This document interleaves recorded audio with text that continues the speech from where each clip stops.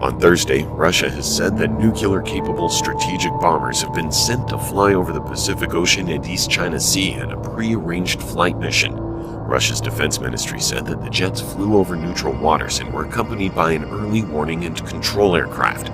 During parts of the route, the bombers were escorted by South Korean and Japanese military jets. Russia has actively voiced concerns about tensions in the Korean Peninsula due to North Korea's recent missile tests for its nuclear missile program.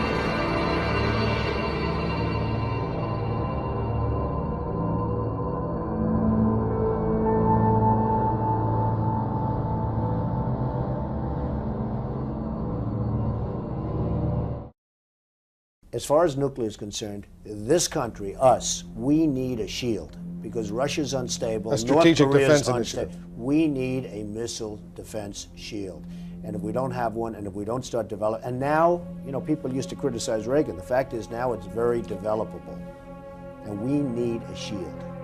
If you want to build this strategic defense shield to prevent against missiles, you have to go ahead and negotiate with the Russians a change in the 1972 ABM, the Anti-Ballistic Missile Treaty. What if the Russians say no, no can do? Well, look, you just said it, a change in 1972. A treaty that was made in 1972, who knew what was going to happen in terms of technology? It's time for a change, and we have to sit down with the Russians and many others. Look at North Korea. North Korea is developing missiles like nobody has ever seen. And we better do something rather quickly with them, hopefully through negotiation, but we better do something rather quickly with them. Russia What if, on the North Korean front, what if the North Koreans don't play ball, develop a nuclear capability, go forward with their missile development? Does the United States act unilaterally? Excuse me, if spoken to correctly, they will play ball. But is there something the United States should be thinking about doing as far as North Korea's potential nuclear development? Absolutely, they should be thinking about it, and frankly... Like what? Give me an example. I'll say this. You go in, you start negotiating, and if you don't stop them from doing it, you will have to take rather drastic actions, because if you don't take them now, you're going to be in awfully big trouble in 5 years from now when they have more missiles than we do. We're a bunch of saps. There's no question that North Korea is developing missiles. We give them nuclear power plants, we give them tremendous aid because we thought we could bribe them into stop development. Well, they're developing. So much so that South Korea is now developing their own missile systems in order to protect.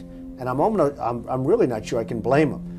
But North Korea is totally out of control, and would you rather have a very, very serious chat with them now? And if necessary, you might have to do something fairly drastic, or would you rather have to go after them in 5 years when they have more nuclear warheads and missiles than we do? When you say something fairly drastic, that sounds like you're suggesting a potential Israeli-like unilateral strike against the Osirak reactor in Iraq in the 80s. You can never rule it out. What Israel did was fantastic, and you can never rule it out. And you know what? If you ruled it out, you couldn't talk to them. Why would they? The only thing they're afraid of is exactly what you just said. That's what they're afraid of. That's what they're concerned with. You'll most likely, with that attitude, be able to make a deal. But if you can't, you have to react. And let me tell you something. Don't react in 5 years, because if you react in 5 years, nothing's going to be left. You don't have to worry about your Social Security system anymore. A short time ago, an American airplane dropped one bomb on Hiroshima and destroyed its usefulness to the enemy. That bomb has more power than 20,000 tons of TNT. The Japanese began the war from the air at Pearl Harbor. They have been repaid many-fold, and the end is not yet. With this bomb, we have now added a new and revolutionary increase in destruction to supplement the growing power of our armed forces. In their present form, these bombs are now in production, and even more powerful forms are in development. It is an atomic bomb. It is a harnessing of the basic power of the universe. The force from which the sun draws its power has been loosed against those who brought war to the Far East. We have spent more than $2 billion on the greatest scientific gamble in history, and we have won.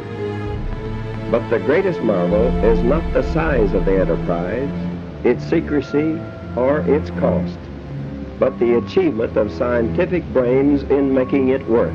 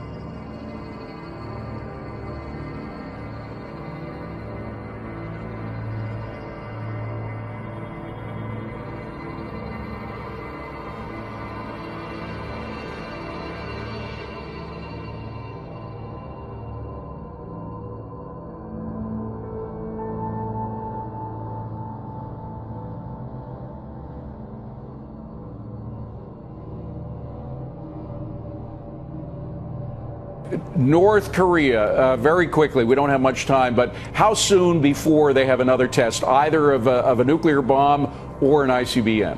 I think they can test almost at any time. I don't think there's any reason to think that the absence of testing activity shows a political decision to try and come closer to us. I don't think they're in fear of us yet. I don't think they respect us. And I don't think there's any point in negotiating with them. Keeping our eyes fixated up north of the border, with its back turned to the rest of the world, the reclusive state is focused mainly on its bargaining chip, its weapons program. In terms of missile development, it's been pushing ahead at a faster speed than ever before. The latest test launch proved the regime's nearing a level where it can strike the U.S. mainland with nuclear-tipped ICBM. Oh Jung-hee illustrates where the Hermit Kingdom stands in relevant technologies. 북한이 ICBM 탄도 미사일을 완성하고 거기에 핵탄두를 탑재해서 무기화하게 되는 것을 레드라인이라고 생각합니다.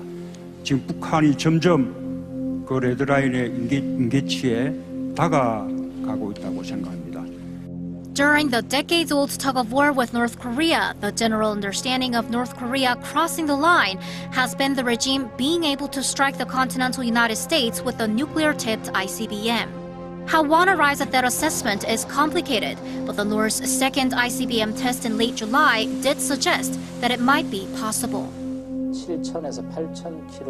North Korea has shown us that its missile can fly up to 7,000 or 8,000 kilometers if launched on a flatter trajectory that can reach the western coast of America.